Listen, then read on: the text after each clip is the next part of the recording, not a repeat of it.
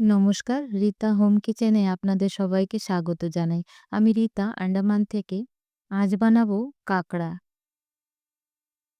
তো এখানে আমি কাঁকড়াকে ভালো করে ৩ থেকে ৪ বার ধুয়ে হলুদ নুন দিয়ে মেখে রেখে দেব।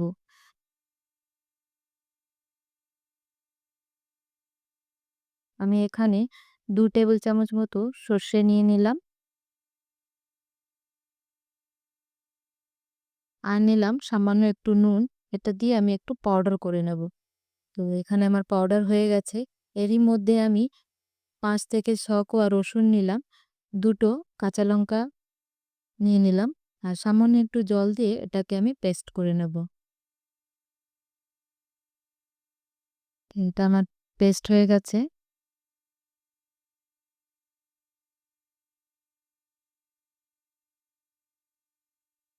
এখানে আমি কাঁকড়াটাকে একটু হালকা ভেজে নেব।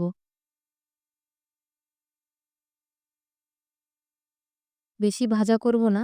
জাস্ট ২ থেকে ৩ মিনিটের মতো নেড়ে-চেড়ে নামিয়ে নেব।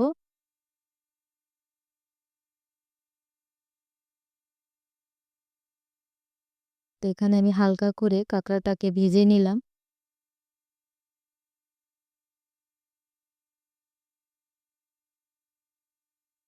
ভাজা হয়ে গেছে। তো এটাকে আমি একটা পাত্রে নামিয়ে নেব। তো কাঁকড়াটাকে আমি আলাদাভাবে মসলা দিয়ে মাখিয়ে নেব। তো এখানে আমি নিয়েছি একটা বড় সাইজের পেঁয়াজ। যেটাকে আমি ছোট, ছোট পাতলা করে কুচিয়ে নিয়েছি। আর নিয়েছি যে মসলাটা পেস্ট করেছিলাম সর্ষের, সেটা দিয়ে দিলাম।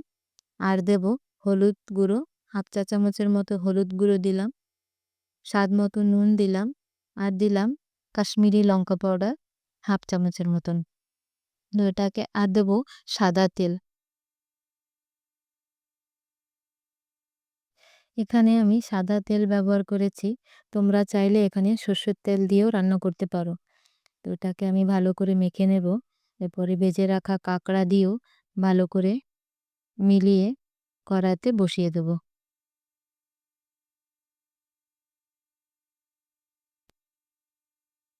এখানে আমি ঝালটা কম দিয়েছি। তোমরা তোমাদের ঝাল অনুযায়ী কাঁচা লঙ্কা দেবে।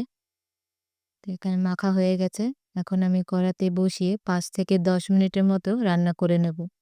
৫ মিনিট পরে ঢাকনাটা খুলে আবার এটাকে নেড়ে-চেড়ে আরও ৫ থেকে ৬ মিনিটের মতো রান্না করে নেব। রান্না হয়ে গেছে। এখন একটা পাত্রে নামিয়ে নেব। রেসিপিটা কেমন লাগলো আমাকে জানিও। লাইক করো, বন্ধুদের সঙ্গে শেয়ার করো, সাবস্ক্রাইব করো।